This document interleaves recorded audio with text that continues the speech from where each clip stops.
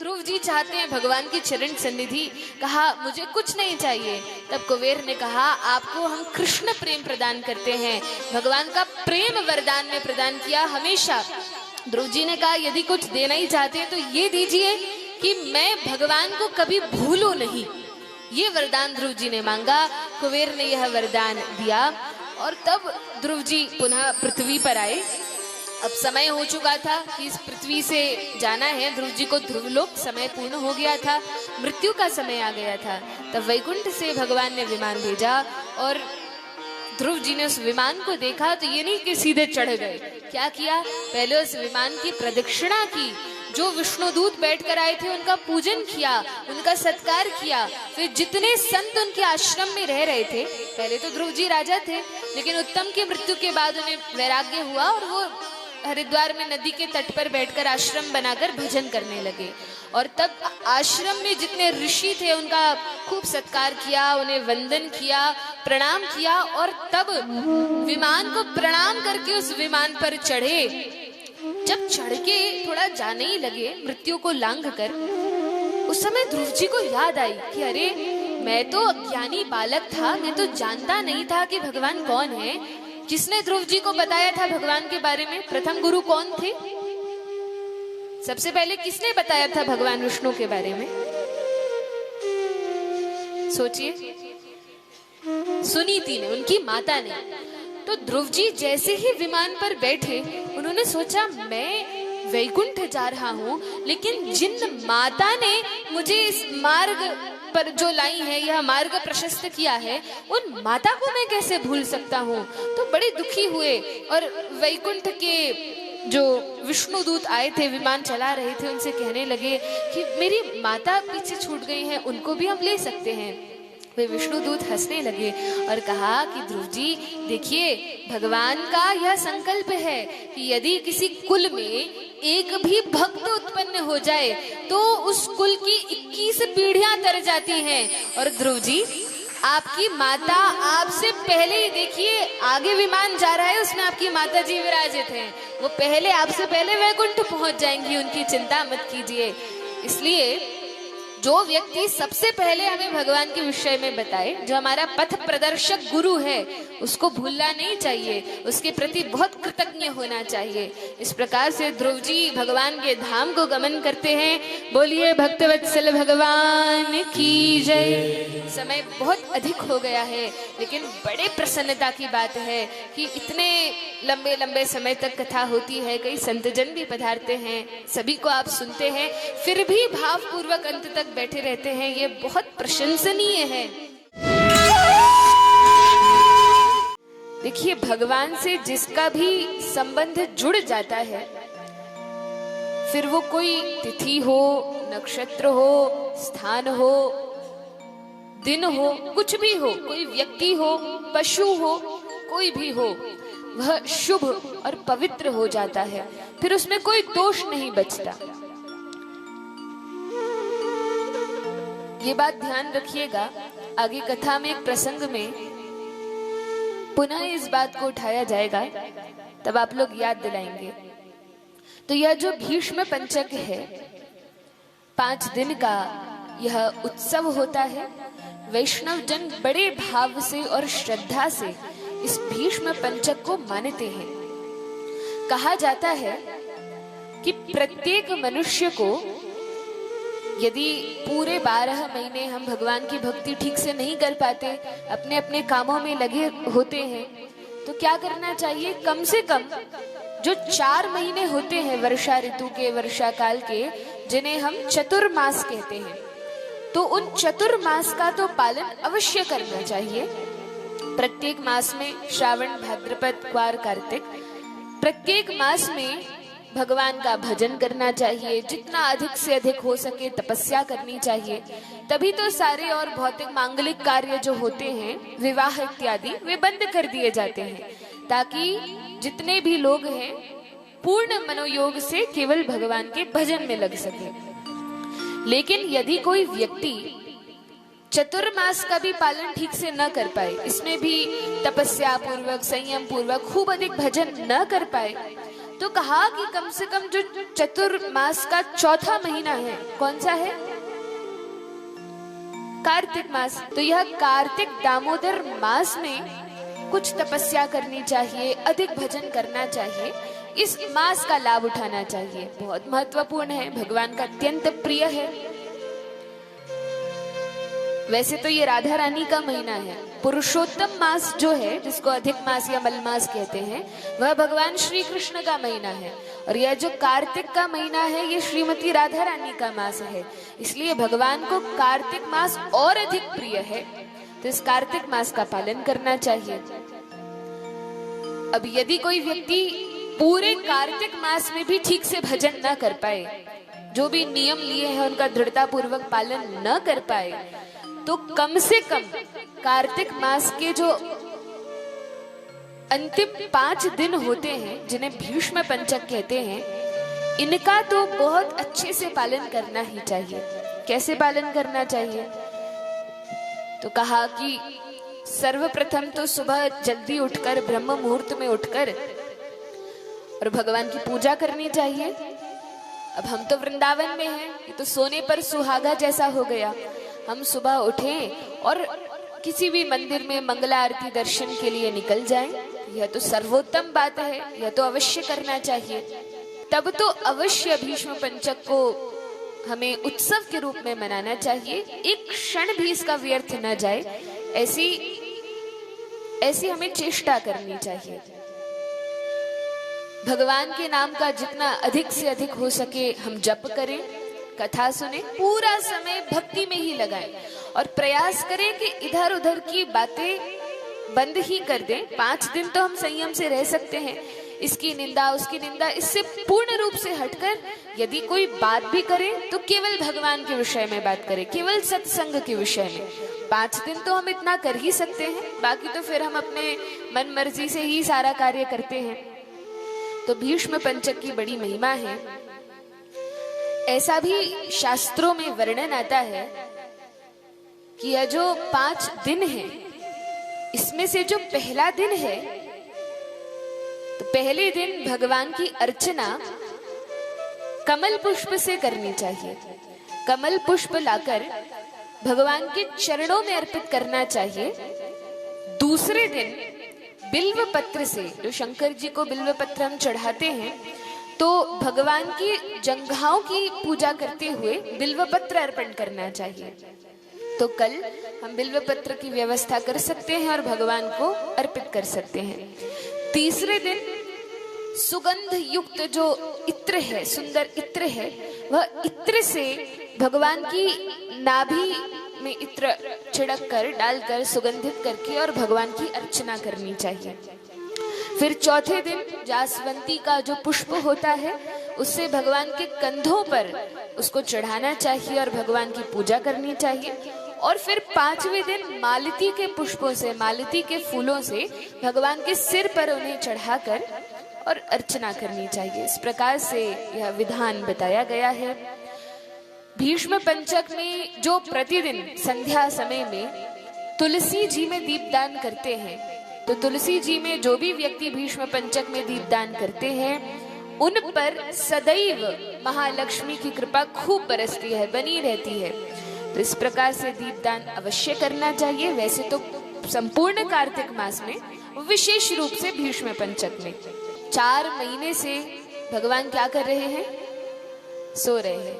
वैसे तो भगवान एक क्षण भी नहीं सोते, क्योंकि 2-4 मिनट भी यदि भगवान सो गए तो क्या होगा? इस पृथ्वी का पूरा कार्य बंद हो जाएगा, प्रलय आ जाएगी, महाप्रलय आ जाएगी। तो भगवान सोते नहीं हैं, लेकिन फिर भी भगवान की अलग अलग लीलाएं हैं। भगवान तो लीला करते हैं, लीला पुरुषोत्तम है। तो यह जब चतुर्मास प्रारंभ होता है, देव शयनी एकादशी पर भगवान विश्राम को जाते हैं, सब भक्त भाव देते हैं, शास्त्र में वर्णन है। और वहां भगवान विश्राम करते हैं। लेकिन जब योग निद्रा में भगवान होते हैं 4 महीने, तो हम कहते हैं कि इन 4 महीनों में भजन और अधिक बढ़ा देना चाहिए। क्यों? क्योंकि वैसे तो भगवान जब जागृत होते हैं प्रकट रूप में, तब तो और सृष्टि का कार्य देखते हैं, भक्तों से मिलते हैं, अपने अपने कार्य करते हैं। लेकिन जब ये 4 मास भगवान योग निद्रा में शयन करते हैं तब क्या करते हैं? तो कहा तब तो पूर्ण रूप से अपने भक्तों का ध्यान करते हैं, देखते हैं कौन भक्त क्या कर रहा है, कितनी पूजा कर रहा है, कितनी कथा श्रवण कर रहा है, कैसे नाम जप कर रहा है। तब तो प्रत्यक्ष रूप से भगवान हमारी साधना को देख रहे होते हैं। इसलिए और अच्छे से साधन करना चाहिए। ध्रुव जी छोटे बालक थे, 4-5 वर्ष के, और केवल 6 महीने तपस्या करके उन्होंने भगवान को प्राप्त कर लिया। सोचिए, यह तो सतयुग की बात है। सतयुग में मात्र 6 महीने में भगवान को प्राप्त कर लिया, और कलयुग में तो पद्म पुराण में वर्णन आता है, यत् फलम नास्ति तपसा न योगेन समाधिना तत्फलम लभते सम्यक कलौ केशव कीर्तनात्। जो फल सतयुग में कई कई वर्षों तक तपस्या करने से प्राप्त होता था, द्वापर में यजन याजन करने से, यज्ञ अनुष्ठान करने से प्राप्त होता था, द्वापर में भगवान की पूजा अर्चना करने से। ऐसी पूजा नहीं कि 2 अगरबत्ती जलाई और घुमा दिया, ये पूजा नहीं होती। अर्चना क्या होती है? अर्चना की विधि भी बहुत बड़ी है, 5 रात्र की विधि होती है, कई कई घंटे लग जाते हैं, और बड़े विधि विधान से, शास्त्रानुमोदित जो विधि विधान है उनके द्वारा भगवान की पूजा अर्चना की जाती है। तो उस पद्धति से भगवान को प्राप्त किया जाता था। लेकिन कलयुग में लोगों की इतनी लंबी आयु नहीं है कि तपस्या करें। पहले तो सहस्त्र वर्ष तक तपस्या करते थे, इतनी तो हमारी आयु ही नहीं है। दूसरी बात, सामर्थ्य ही नहीं है, और फिर इतना भाव नहीं, श्रद्धा नहीं, योग्यता नहीं। तो भगवान ने साधन को बहुत सरल बना दिया। भगवान ने कहा कोई बात नहीं, तुम बेचारे कलयुग के पतित जीव हो। जो लोग सतयुग में भी भगवत धाम को प्राप्त नहीं कर पाए थे, बच गए थे, वे त्रेता में आए। जो त्रेता में भी भगवान को प्राप्त नहीं कर पाए, फिर भी बच गए, फिर फेल हो गए, तो वे द्वापर में आए। और द्वापर में भी जो भगवान को प्राप्त नहीं कर पाए, तब भी फेल हो गए, तो वे कलयुग में आए हैं। हम तो बच्चे कुछ जीव हैं जो पहले भगवत धाम नहीं जा चुके, जो 3-3 बार फेल होकर आ रहे हैं। लेकिन अब अवसर है। भगवान ने कहा कोई बात नहीं, अब तो ग्रेस देकर ही पास कर देंगे, ठीक है, कोई बात नहीं। अब तो भगवान के नाम का जप मात्र कर लो, और केवल भगवान का नाम लेने से या भगवान के नाम का कीर्तन करने से क्या होगा? जो फल सतयुग में क्या करने से मिलता था? तपस्या, त्रेता में यज्ञ, द्वापर में पूजा अर्चना, वही फल कलयुग में केवल भगवान के नाम का संकीर्तन करने से प्राप्त हो जाता है। अच्छा, अब संकीर्तन का अर्थ क्या है? संकीर्तन का अर्थ क्या है? कीर्तन का अर्थ है जब हम भगवान के नाम को गाएं या उच्चारण करें, वह कीर्तन है। लेकिन जब भक्तों के मध्य बैठकर सभी हरि भक्तों के साथ वैष्णवों की सन्निधि में एक साथ मिलकर एक स्वर से उच्चारण करके जब भगवान का नाम लेते हैं, उसको संकीर्तन कहा जाता है। सम्यक रूप से जो कीर्तन किया जाए वह संकीर्तन है। यदि अकेले भगवान का नाम जपते हैं तो भगवान प्रसन्न होते हैं, और यदि स्वयं तो जपते हैं और लोगों को भी लेकर भगवान के नाम में उछलते हैं, कूदते हैं, नाचते हैं, आनंद लेते हैं, तो भगवान अतिशय प्रसन्न होकर उस भक्तों के समाज में प्रत्यक्ष रूप से उपस्थित हो जाते हैं। इसमें कोई संदेह नहीं है, ऐसा शास्त्रों का वचन है। भगवान प्रकट हो जाते हैं। जो एक बार उनका नाम ले, एक बार हमने कह दिया कृष्ण, तो भगवान के नाम और भगवान में भेद नहीं है, साक्षात भगवान प्रकट हो जाते हैं। अब यह तो हमारी आंखों का दोष है कि बड़ी कमजोर हैं, और इतनी हमें सामर्थ्य नहीं है कि भगवान के स्वरूप का हम दर्शन कर सके। देखने वालों को तो भगवान कण कण में दिखते हैं। प्रहलाद जी की आज हम कथा सुनेंगे। पिता हिरण्यकशिपु कहते हैं कहाँ है तेरा भगवान? प्रहलाद जी कहते हैं पिताजी कहाँ नहीं है, भगवान तो सर्वत्र है। लेकिन यह तो हमारी आंखों का दोष है। अच्छा, अब यह दोष कैसे हटेगा? ठीक है, हमारी आंखों में हम भगवान को देख नहीं सकते, लेकिन क्या ऐसा उपाय, क्या साधन करें कि भगवान दिख जाएं? तो कहा कि जब बार बार नाम जपेंगे तो पहले तो अपराध पूर्ण नाम होगा, फिर धीरे धीरे नाम में रुचि आएगी और तब जाकर शुद्ध नाम जप के अवस्था पर हम पहुंच पाएंगे और तब भगवान जब दिखाना चाहे तब वे अपने दर्शन दे सकते हैं। मान लीजिए कोई उल्लू है, उल्लू कब जागता है और कब सोता है?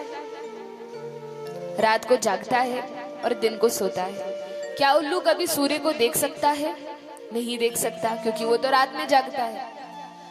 अब उल्लुओं की एक सभा हुई, एक मीटिंग हुई, और उस उल्लुओं की सभा में एक उल्लुओं का जो प्रधान था उसने कहा, बहुत हुआ, ये संसार के लोग कहते हैं सूर्य देव, सूर्य देव, सूर्य भगवान, प्रकाश हमने तो कभी देखा नहीं है, लेकिन लोग तो कहते हैं कि होता है, चलो ढूंढने चलते हैं कहाँ है सूर्य।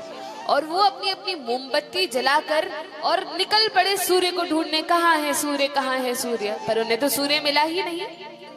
रात्रि भर जागते रहे, सूर्य को ढूंढा पर सूर्य नहीं मिला, दिन में जाकर सो गए।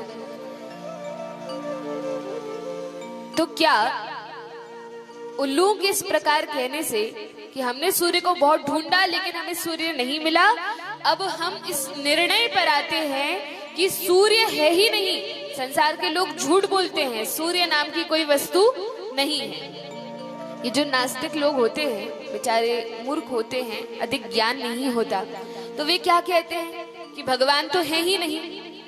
हम कहते हैं नहीं भैया है तो, अच्छा है तो दिखाओ। अब तुम रात में जगकर कहोगे कि हमें भगवान को दिखाओ, जैसे उल्लू कहते हैं सूर्य को दिखाओ, तो नहीं दिखेंगे। सूर्य तो तभी प्रकट होंगे जब उनका समय होगा। वे उल्लुओं के कहने से रात में तो प्रकट नहीं हो जाएंगे, जब उचित समय आएगा तभी सूर्य प्रकट होंगे।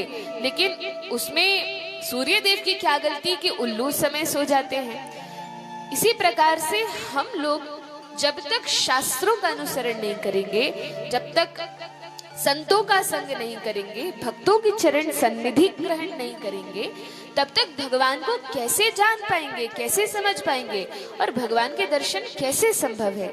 इसलिए हम ये नहीं कह सकते कि भगवान है तो हमें दिखाओ, नहीं, बल्कि हमारे एक महान गौड़ीय वैष्णव आचार्य श्रील भक्ति सिद्धांत सरस्वती ठाकुर, वे कहा करते थे कि हम क्यों भगवान को देखने का प्रयास करें, हम इतने अच्छे भक्त बन जाएं, भगवान की इतनी भक्ति करें, इतनी साधना करें कि भगवान को आना पड़े, अरे जरा मैं देखूं तो ये कौन सा भक्त है जो दिन रात मेरी भक्ति में लगा है।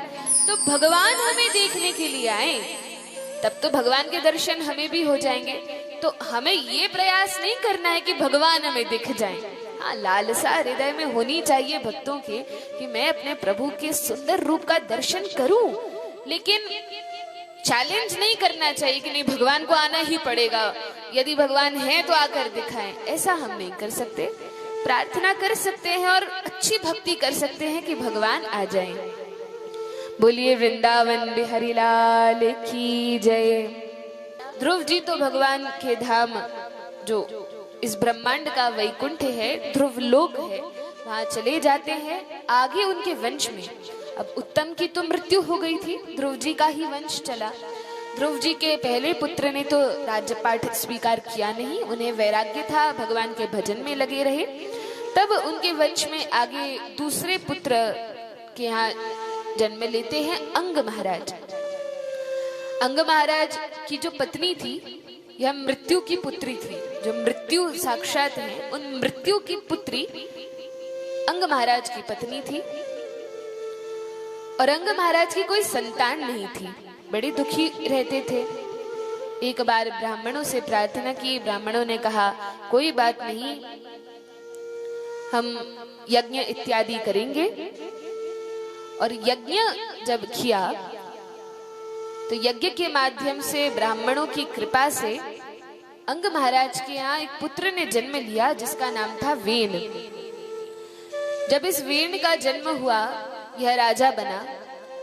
तो अभी तक की जो परंपरा थी इसमें तो सभी महान राजा थे, भगवत भक्त राजा थे। देखिए, जो राजा होता है उसके लिए भी शास्त्रों में बताया गया है कि राजा कैसा होना चाहिए। जैसे वर्णन है ना, ब्राह्मणों में कैसे गुण होने चाहिए, पतिव्रता स्त्रियों में कैसे गुण होने चाहिए, सभी का धर्म वर्णित है। गृहस्थ कैसा होना चाहिए, ब्रह्मचारी कैसा होना चाहिए। इसी प्रकार से राजा का भी धर्म है कि राजा कैसा होना चाहिए। तो क्योंकि राजा भगवान का प्रतिनिधि होता है, सारी प्रजा उसकी आज्ञा का पालन करती है, उसके अनुगत रहती है, इसलिए राजा को हमेशा भगवत भक्त होना ही चाहिए, तभी वह राजा बनने के लायक है। अन्यथा तो वह धूर्त है। यदि भगवान का भक्त नहीं है, नास्तिक है, तो वो कभी प्रजा का कल्याण नहीं कर सकता। लेकिन दुर्भाग्य से यह वेण इसी प्रकार का राजा था। अंग महाराज तो महान भक्त थे, लेकिन क्योंकि जो उनकी पत्नी थी वह मृत्यु के कुल की थी, थोड़े आसुरी कुल की थी, और इस कारण अब यह जो कुल था इसमें वो शुद्धता पवित्रता नहीं रह गई। अब पुत्र हुआ वेण के रूप में। बड़ा दुराचारी राजा था। जब बड़ा होता है, देखता है कहीं पर भी कथा कीर्तन सत्संग यज्ञ हवन पूजा पाठ हो रहा है, बेचता है अपने सैनिकों को, घोड़े पर चढ़कर जाता है, सब ध्वस्त कर देता है। बड़ा पापी राजा था। ब्राह्मणों ने खूब समझाया कि देखो बेटा वेण, हमने ही यज्ञ किया था, हमारी कृपा से तुम्हारा जन्म हुआ है, तुम्हारे पिता की कोई संतान थी नहीं। खूब समझाया कि यह आचरण, इस प्रकार का आचरण त्याग दो और अच्छे से प्रजा का पालन करो, क्योंकि यदि हम तुम्हें राजा बना सकते हैं तो तुम्हें उस पद से नीचे भी उतार सकते हैं। ब्राह्मणों में सारी क्षमता होती है। वे यदि आशीर्वाद दे तो किसी को राजा बना दे, और वे यदि शाप दे दे तो राजा का सब कुछ खत्म हो जाए, सब नष्ट हो जाए और वह रंग बन जाए, इस स्थिति पर भी आ सकता है। इसलिए ब्राह्मणों के आदेश पर, ब्राह्मणों की शिक्षाओं पर राजा को चलना चाहिए। जो भगवत भक्त ब्राह्मण है, आज के जैसे ब्राह्मण नहीं जो सब कुछ खाएं पिए, शास्त्रों का पालन नहीं करें, मनमाना आचरण करें, ऐसे ब्राह्मण नहीं। जो शास्त्रानुकूल चलने वाले, धर्म पूर्वक चलने वाले ब्राह्मण हैं, उनकी बात कही गई है। वेण ने नहीं माना, बहुत पाप किया, अराजकता फैल गई।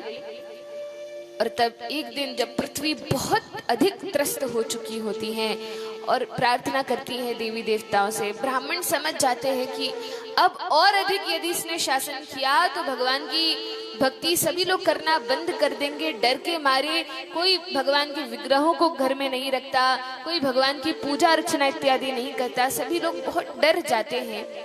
ऐसे तो काम चलेगा नहीं, राजा इसके लिए थोड़ी होता है। राजा तो इसलिए बनाते हैं ताकि प्रजा की व्यवस्था सुचारू रूप से चलती रहे, सब आराम से भगवान के भजन में लगे रहें, और यदि बाहर से कोई उपद्रव हो तो राजा प्रजा की रक्षा करे, प्रजा पर कोई संकट न आए, वे आराम से जिए। लेकिन या तो उल्टा ही हो रहा है, राजा ही प्रजा को प्रताड़ित कर रही है। आने वाला समय भी ऐसा है।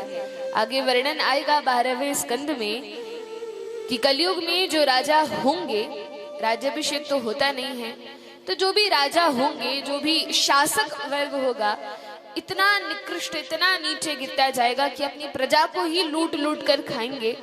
और इस प्रकार से जब अत्याचार बढ़ेगा तब पृथ्वी देवी भी अन्न का उत्पादन बंद कर देंगे। जब जब अधार्मिक राजा पृथ्वी पर राज्य करते हैं तो पृथ्वी देवी सहन नहीं कर पाती हैं, और तब अपनी कुंठा को कैसे प्रकट करती हैं, तो ये जो विपदाएं आ जाती हैं, जो प्राकृतिक विपदाएं हैं, उनके रूप में, और पृथ्वी देवी अन्न का उत्पादन कम कर देती हैं, बहुत सारी चीजों को अपनी गोद में, अपनी कोख में छुपा लेती हैं, प्रकट नहीं करती। इसी प्रकार से जब वेण राज करने लगा तो पृथ्वी देवी ने अन्न आदि का उत्पादन कम कर दिया।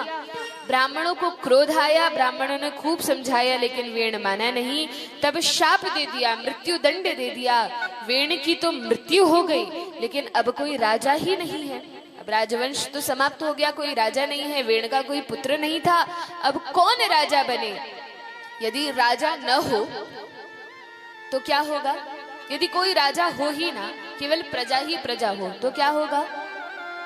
तो अराजकता फैल जाएगी, लोग चोरी इत्यादि करने लगेंगे, खूब पाखंड बढ़ जाएगा, जिसके मन में जो आएगा लोग वो करेंगे, कोई शासन नहीं रहेगा, कोई विधि विधान नहीं रहेंगे, तब तो सारी व्यवस्था बिगड़ जाएगी।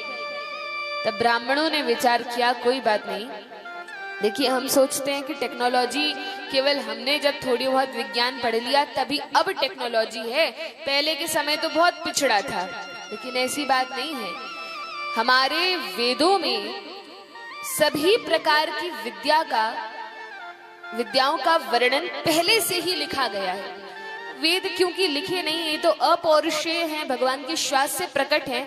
सब कुछ हमारे वेदों में है, सब कुछ।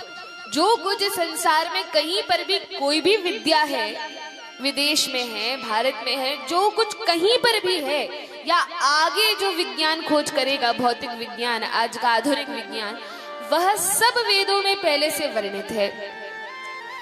लेकिन दुर्भाग्य की बात यह है कि हम उन वेदों को, अपने ही शास्त्रों को, ग्रंथों को अलट पलट कर ही नहीं देखते। जब हम स्वयं ही नहीं पढ़ते तो कैसे पता चलेगा कि उनमें है क्या। बहुत सारा हमारा वैदिक साहित्य तो जो मुगल इत्यादि आए उन्होंने जला दिया। सभी जानते हैं, इतने बड़े बड़े विश्वविद्यालयों में, पुस्तकालयों में जो हमारे ग्रंथ रखे थे उनमें आग लगा दी गई। एक एक दो दो महीने तक वे जले। विचार कीजिए कितनी पुस्तकें होंगी, कितना वैदिक साहित्य होगा कि 2 महीने तक जलते रहे तो भी वो अग्नि बंद नहीं हो रही थी। इतना सारा वैदिक साहित्य तो हमारा जला दिया गया है। फिर भी जितना भी बचा है, इसमें भी इतना कुछ है कि यदि हम पढ़ें, अपने बच्चों को पढ़ाएं, तो निश्चित रूप से कई ऐसी चीजें हैं जो आज के विज्ञान ने अभी तक खोज नहीं की है, ये हमारे वेदों में। और इतनी सारी जो, चाहे चिकित्सा के क्षेत्र में हो, विज्ञान के क्षेत्र में हो, किसी भी क्षेत्र में हो, वेदों में सबका वर्णन मिल जाता है। तो क्या किया गया इस वेण के शरीर का? कहा वेण के शरीर का मंथन किया। ब्राह्मणों ने इस प्रकार के मंत्रों का उच्चारण किया और वेण के शरीर का जब मंथन किया गया तो उसमें से पहले तो वेण के पाप रूप में कौआ निकला, उड़कर चला गया। फिर एक निषाद प्रकट हुआ और वह निषाद वन की ओर चला गया। फिर से मंथन किया गया तो अर्ची का प्राकट्य हुआ। अर्ची और पृथु महाराज, इन दोनों का प्राकट्य वेण के शरीर से होता है। और पृथु महाराज ये बालक के रूप में जन्म लेते हैं, पुत्र रूप में जन्म लेते हैं। इन पृथु महाराज को राजा बनाया जाता है। और ये पृथु भगवान कौन है? ये भगवान के ही एक अवतार है। 24 अवतारों में से एक अवतार ये पृथु हैं, जिन्होंने पृथ्वी की रक्षा की। और इन्हीं के नाम पर भूमि का एक नाम पृथ्वी भी है। तो पृथ्वी नाम यह पृथु महाराज के कारण ही हुआ है। पृथ्वी माता को गौ रूप में पृथ्वी का दोहन किया गया। और जब पृथ्वी का दोहन किया, एक बार इंद्र को बछड़ा बनाया, फिर एक बार स्वयंभू मनु को बछड़ा बनाया, शेर को, वासुकी को। जब मनु महाराज को बछड़ा बनाया, स्वयंभू मनु को, तो मानवों की सृष्टि की गई। जब इंद्र को बछड़ा बनाया तो देवताओं का कल्याण हुआ। शेर को बछड़ा बनाया तो पशुओं का। इस प्रकार से गौ माता का दोहन किया गया। एक दिन की बात है, पृथु महाराज अब राजा बन चुके हैं, राज्याभिषेक हो चुका है। प्रजा के लोग आते हैं और पृथु महाराज से कहते हैं, हे महाराज, आप तो हमारे राजा हैं, लेकिन देखिए आपके राज्य में हमारी क्या स्थिति है। हमारे जो पेट हैं ये पीठ से लग गए हैं, अर्थात खाने के लिए अन्न का एक दाना नहीं है। हम इतने पतले हो गए हैं, पेट पीठ से लग गए हैं, हमारी स्थिति ऐसी हो रही है, हड्डियां बाहर निकल रही हैं। महाराज आप राजा हैं, और जब पृथ्वी पर धार्मिक राजा होता है तो पृथ्वी देवी प्रसन्न होकर खूब अन्न इत्यादि धन धान्य प्रदान करती हैं। लेकिन पृथ्वी देवी तो हम इतनी खेती करते हैं, परिश्रम करते हैं, अन्न का उत्पादन नहीं हो रहा। तब पृथु महाराज ने पृथ्वी को पुकारा, रोष से पुकारा। पृथ्वी देवी कांपती हुई प्रकट हुई और कहा, क्यों हमारी प्रजा को इस प्रकार से सता रही हो?